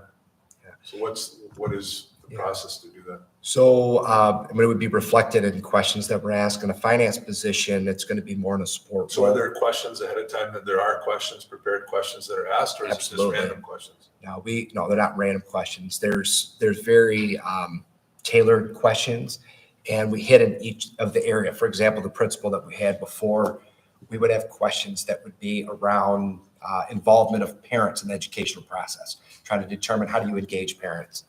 Might be different at an elementary school principal versus a high school, the way that we ask the question, but it's going to be the same question. So there are templates that are used, and Mr. Scaling could walk through some of those. The questions do adjust based on the needs of positions sometimes, and some of the gaps that need to be filled. In the finance position, the questions are going to be very different than they are for all their instructional. Well, yeah, and on that point, and this kind of ties in with one of the concerns I have. So let's take, for example, in this position, some of the questions might be, tell me what kind of experience you have in dealing with shared services program that's authorized by the state of Michigan. Anybody in the private sector is going to say 0. So that person is going to have 0 quantitatively for their score on that topic. A question, tell me how much experience you have in the administration of funding through the federal government through all the various title programs, Title I, Title V. Private sector person is going to say 0, right? So you get to the end of that, eventually when you get to the end of that quantitative analysis, every private sector candidate is, if you're looking at it quantitatively, they have no chance of being able to compete quantitatively with someone who has any experience in the public school sector. So I think kind of tying back into, looking at what is our candidate pool, I agree 100%, Andy. I think we should cast a wide net. I think we should try to see if there are private sector candidates that are interested in this position. They're going to have a real uphill battle in competing with a good candidate that has experience in the public school setting, because they're going to have so much more experience in the programs and the accounting and the financing that all are unique to government and federal funding, state funding, shared services program, that anybody in the private sector is going to have no experience in. Because of that, and this kind of segues into the other topic about, are we going to hire this particular organization as a consultant? You mentioned, Dr. Outlaw, that the Hiring Solutions, they do have a fair amount of experience in recruiting for public school systems for finance positions. Do they also have experience in recruiting in the private sector? That is what they've shared. Okay. Because to me, my concern, I hear what you, there are clearly, there are going to be top shelf recruiters in industry and manufacturing. The problem is those recruiting the consultants, they're probably going to have no experience in recruiting potential candidates that are in the public school system. I mean, their focus is going to be in manufacturing, in private industry. I personally would like to have somebody like this that has experience in recruiting both private sector and public school system, which to me is what makes them attractive. The other concern is, I mean, we're kind of under a timing issue, obviously. I mean, Mike's gone at the end of this month. And I mean, I know, and I mean, it's been shared, I think, at the table. I know it's been discussed privately. Some of the top school districts in the state, I mean, Birmingham's gone 6 months and they still haven't found anybody, as I understand it, to fill their position. Similar, and other districts that would, on paper, would seem to be an attractive district are having a real hard time doing that. And I don't know if they're focusing solely on looking at trying to find somebody that's coming from the public school sector and not focusing on private. I think we should cast a wide net, both private sector and public sector. If this company gives us the best opportunity to do that, and based on the vetting that you've done, sounds like they do have that experience. I'm certainly, and I wouldn't rule out looking at other organizations, but I wouldn't want to go with someone that only has experience in recruiting private sector finance people. That's my take on it. I don't know why we haven't already given you the permission to start looking for, I mean, I just as soon have you start tonight. So I don't know how everyone else feels, but that's my opinion. Ready to go. You can incorporate Mr. Storm's idea. Well, and I guess the other thing, here's the other thing too, those wouldn't be mutually exclusive. So if we hire that organization and there's no exclusivity, we'd have to make sure the contract doesn't, that if somebody else, if somebody else that we hire on a contingency basis, maybe somebody that only has experience in the private sector, and they're on a contingency basis, then we got two nets. Now we got outriggers. We're trolling for as many potential candidates as we can. Can you do that? I mean, I wouldn't. Then you could have 2-3 recruiters calling on the same candidate, and then they get annoyed with you and don't call back. Like, I don't think flooding the market with recruiters is going to get us a good candidate. As far as our district process, Jed, are you personally involved in the recruiting process? Like, you do outreach to candidates? For this particular position, we have, yes. I have some of my contacts, some of my colleagues, some districts that are currently looking for those positions. We've been in contact with them with respect to the process and what they're doing. Some of those districts have had to repost because they can't find candidates either, under some of the same things. So it's a challenge that many districts are having in this particular case, yes. So, for example, like with LinkedIn, there's a lot of target employees that have profiles that recruiters use, and it's probably I think it is the number one recruiting mechanism that exists today, not just in the US, but globally. Do we as a district, our HR function, do we target candidates and look at particular candidate profiles and do outreach? Yeah, we mostly through Indeed, and we look at and pull candidates in from that. We also look at, we connect with our business official groups.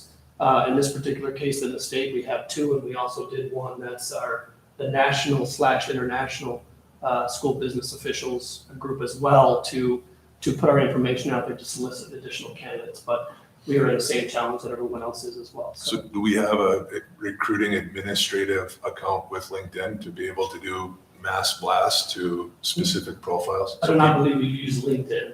Okay. No. Okay.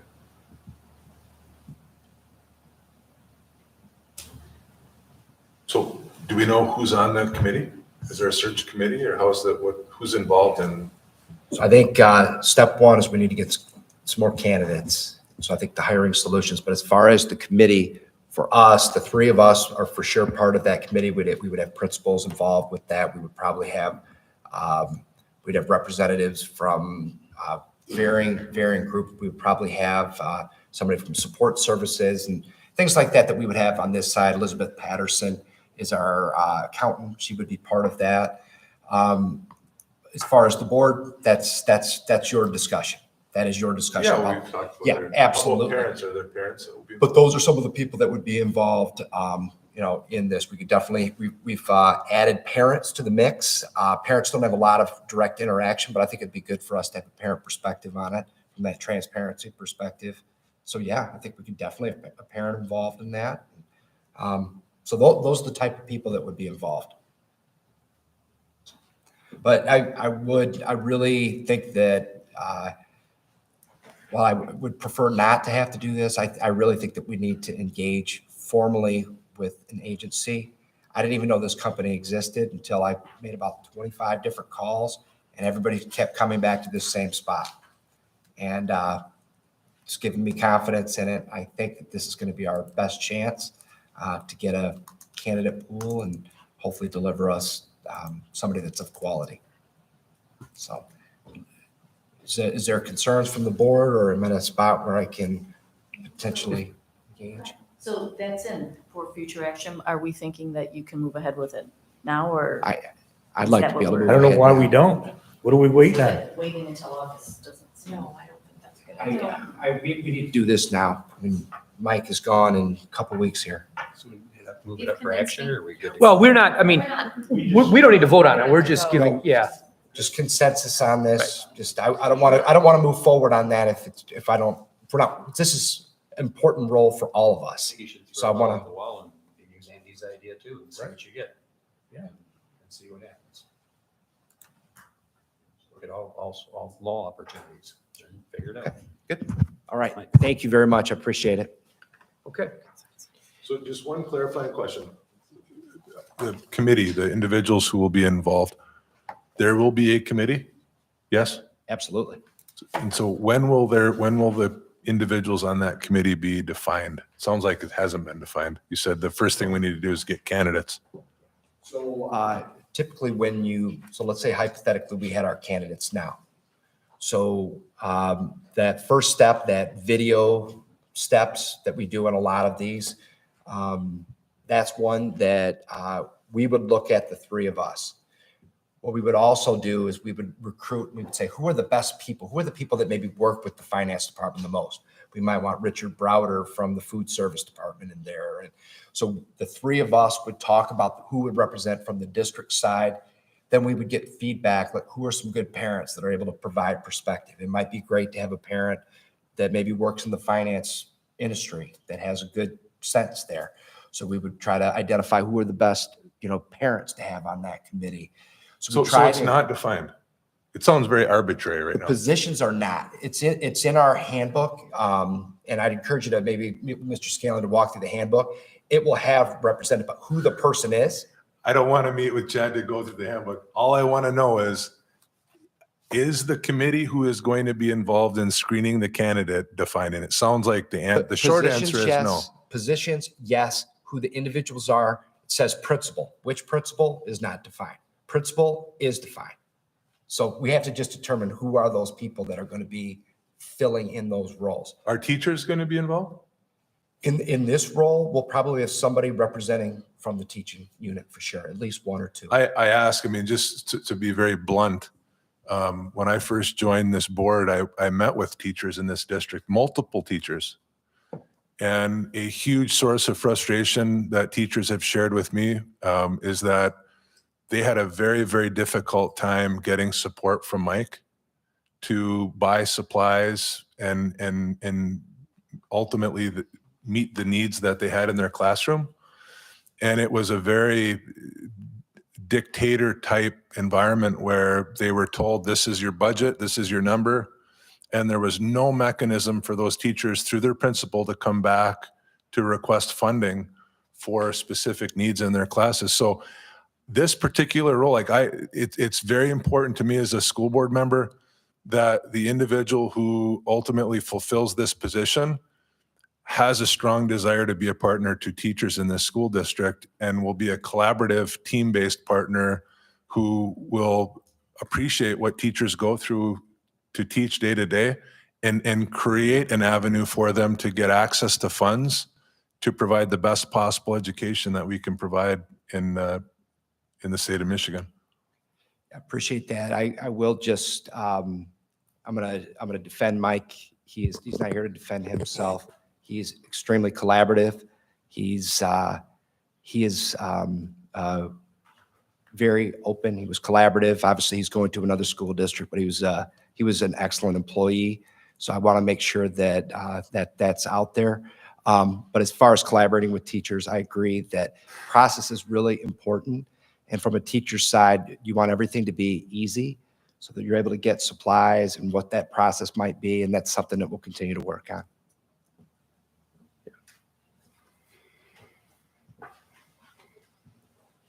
Okay. Any further discussion? All right, that moves us into the next portion of our agenda, which is the board reports. Any, I'd like Dr. Krebs? The academic curriculum committee met since our last board meeting. We had three kind of big topics. The first one is talking about the preschool, and I think it looks like the plan is we will have four new classrooms for the 4-year-olds, and that will be at Miller. So we're set to figuring out how we can do that. We also Dr. Mosier talked about the strategic plan, what she was working with the teachers, the curriculum plans moving forward, the work that all the teachers were doing. It sounds like they've been doing a lot of work getting ready to looking at revisions of the curriculum materials. Dr. Krebs? Yes.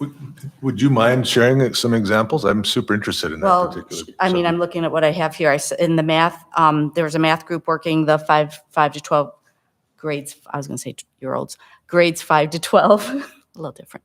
Grades 5 to 12 are working, looking at one of the big things, and I'll say this, looking at the trajectory, looking at how topics come up in the 5th grade, how is it extended in the 6th grade, and so on, making sure that they understand what topics are covered in 5th grade, what needs to be covered in 6th grade, what needs to be covered in each of the grades. So they're not just the same things going over and over again, finding out where they're covered, when they're covered. So the important part of that, this is, the idea is that the teachers know when this stuff is happening. They know what's coming before, they know what's coming after, and they know what's happening in their class. So I can talk about math because I know math, but talking about that and some of the different content too. Is that most of what you talked about? What else?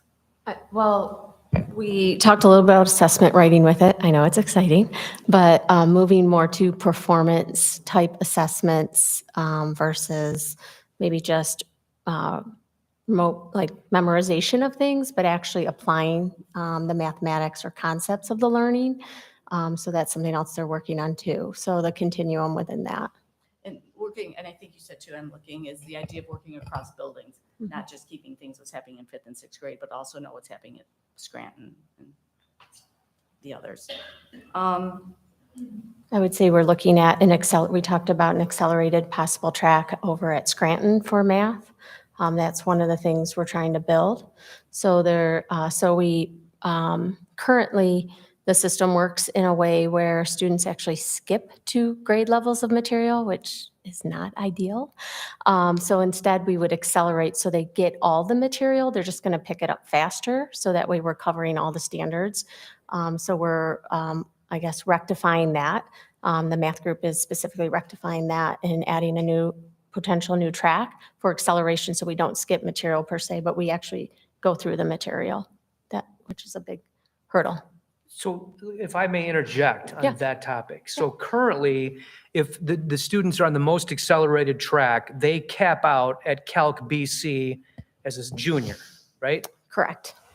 And at that point, then their option, they basically, I know historically, we co-opt. They dual enroll. Yeah, dual enrollment, I'm sorry, bad terminology. Dual enrollment with, was it Washtenaw? They can dual enroll wherever. I mean, they can choose where to dual enroll. They Right, don't but- have to dual enroll through Washtenaw, but yes. But we physically had, I think what Tumser taught, Yeah. or Tumser, what Mr. Tumser was, he was qualified to then teach. And so that then at their senior year, they could take the next, of course, he retired. As I understand it, we didn't really have the opportunity unless a student wanted to take it at Washtenaw, which for a lot of students just isn't a viable option for, logistically for other, commitments that they have at the school. So if we're now going to potentially accelerate even further, does that exacerbate that problem, or is there going to be another option available at the tail end? So good question. So it actually doesn't fix that problem. That problem will always exist because you're always going to have students who can test out of a course. Remember, so that's part of state law. Like if a student shows that they're proficient, they can test out of a course, a requirement, and get the credit for it. So if they test out of algebra or geometry, let's say in math, and they go right into algebra 2, which is a requirement, and they go to take their next math, pre-calc and then calc, they're still going to run into a problem. So dual enrollment is just an option for all students, just so you know. It's not just for students who have exacerbated like our program. It's for any course that we don't offer, a student can dual enroll. So when we don't offer beyond Calc BC, that's when you would dual enroll. I actually don't think it's such a bad thing. Most colleges will accept a dual enrollment college credit, sometimes even more so over an AP, depending on the course. So just keeping that in note. But what this will do is it will create another path where we don't have students skipping the material, but they're actually going to be exposed. And really 7th and 8th grade math, when it came out, it is pre-algebra and algebra concepts, which are the foundation for any higher level math. And so what was happening is students would take the 6th grade placement and they would skip all of 7th and all of 8th grade math. So what we would find is sometimes they might struggle or there might be missing concepts, some groundbreaking, like foundational concepts that they might miss in the higher level math, which is something they should have just picked up. So now we're saying instead of skipping material, that option is still there for students who test out of those 2 grade levels, but now we'll go back and you're just going to go through it faster. So they'll probably, they would take algebra in 8th grade, geometry in 9th grade, and so on. So algebra 2, pre-calc and calc. So they might still be in that situation where they might dual enroll their senior year. It could happen. Good, thanks. Yeah. I think that's it. Policy committee met this morning. We are continuing monthly meetings, so we'll have another meeting next month. The agenda that we covered today, we are looking at we've got a couple of things that we actually recommended for the board workshop. A discussion of policy number 2407. 2406 on the role of our board officers. We've got a recommendation for the board workshop on reporting expectations. So for me, this is coming back to something that we discussed years ago at the board table and in some of our workshops about setting a schedule and some templates, for lack of a better word, for how the board will receive regular information from different departments and areas within the district. So the policy committee is certainly recommending that the board take that up during the next workshop. I'm not sure that that's something that gets reduced to policy ultimately, but I think it's a good thing for us to all talk about. We also talked about payment terms, but we're going to table that until we have a new finance director. We did some good substantive discussions about policy around communications with parents and the other interested parties whenever there is a threat made against one of our students or staff. What we learned from a couple of meetings ago from our council, we don't have any examples of policies like this in other districts. But the policy committee thinks that's an important thing for us to do, and the administration does as well. So what the administration is going to do over the next month is work on some basic templates and points in the threat assessment protocols that are already existing today, where communications would go out to parents that are involved so that they are confirming that there's awareness of an issue and confirming how the district is going to handle it. It's not to supplant the verbal communications that we know are going on today. It's to support that and better document it, and to provide us with, I think, just a little bit more rigor around how we approach things. So we expect the next committee meeting that the administration is going to be able to present us with a plan on how we do that. The other discussions that we had at the committee today, we talked about policy 3105 and 2302, and that's where you got the recommendation that that also go to the workshop. And I think for the next committee meeting, part of our agenda is contingent upon the review that we have going with our outside counsel. So Mr. Myers, I'd like to connect with you and see where we are and if we expect to have a report there, and can we get something that will be in a form that can be discussed outside of a closed session so that we can do some of the policy work we expect to need to do there. And we're also going to talk about guidelines for meetings, kind of around the topic of, when we start, if we publish that we're going to start at a particular time, what will we do to make sure that we honor that commitment to the public? The last thing that we discussed, Mr. Scaling let us know that Troon has an update package for us to review based on changes in the law over the last several months. So we'll be looking through that at our next meeting, taking our first cut at what needs to come up to the board quickly and what we're going to ruminate on a little bit more before it makes it all the way up here. Our next meeting is on August 14th. Okay, thank you. Mr. Connolly. Yep. We have a finance committee coming up on 7/13. So anybody has anything what's on the agenda, you get a hold of Dr. Outlaw or myself, and we'll try to get it on there. We have a presentation coming. Dr. Outlaw, you can review that for a second. Tell us what that presentation is about for the finance committee meeting. Sure. We've had a lot of conversation about financial reporting, and I know a person and that is doing this through a company called Michigan Benchmark, and he's created a report. I've shared that with the board. I've sent that to you, and the finance committee will kind of hear a third-party view on this.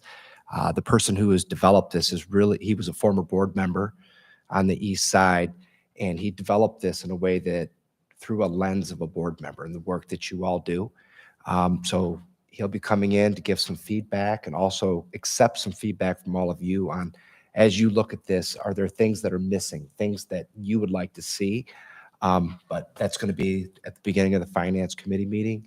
I think it's a good report with some great information in it, but it also has some narratives along with it. A lot of times when you have these external groups, they'll have charts that you don't have context for it. You have to ask a lot of questions, and he has a lot of narratives that really explain what it is that you're looking at, and using some statistics and things in order to do some analysis and comparisons between us and other districts, but looking at instructional expenditures versus support staff. And there's some good information in it. I'm looking forward to hearing feedback from the finance committee on Thursday. I think it's great. Looks really good, and maybe a consideration for a workshop someday in reality, but it's a start and new information. And you're looking at possibly the same thing, but you get another perspective to it.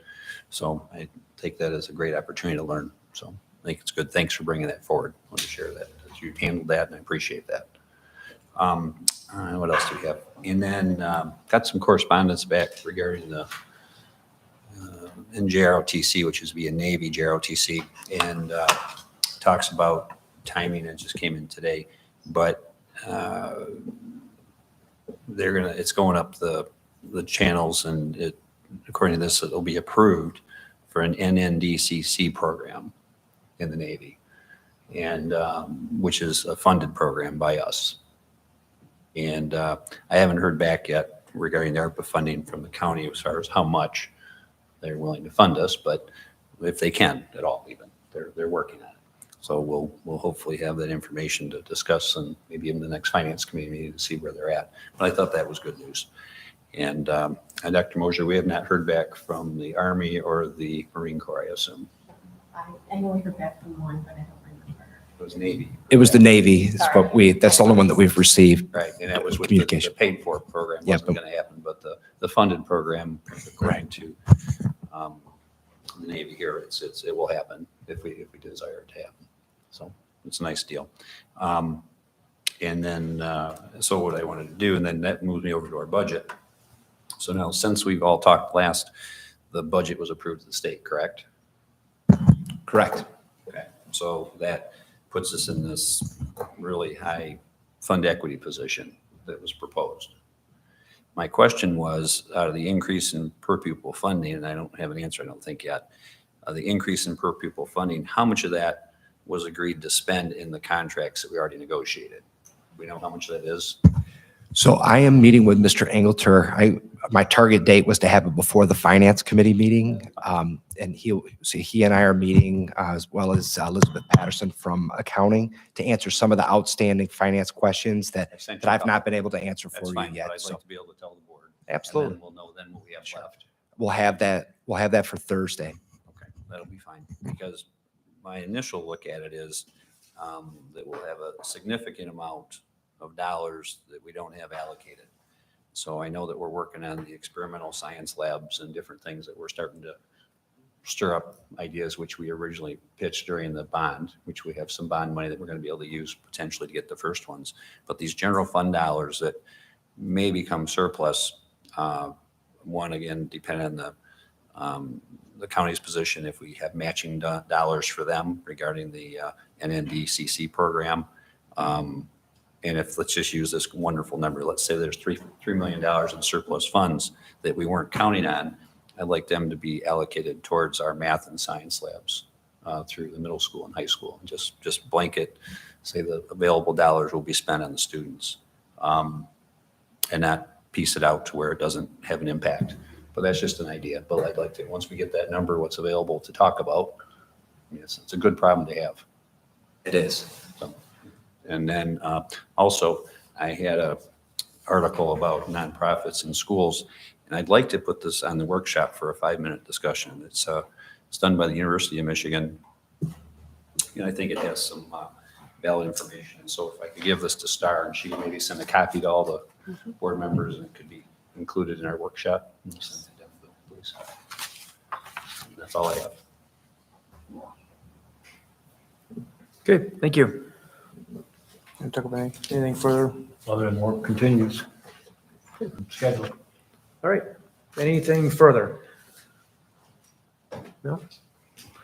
All right, that concludes the board report portion of the agenda and concludes all items on our agenda this evening. Thank you for being here tonight. Our next regular meeting will be Monday, August 14th at 7 p.m., and we are adjourned.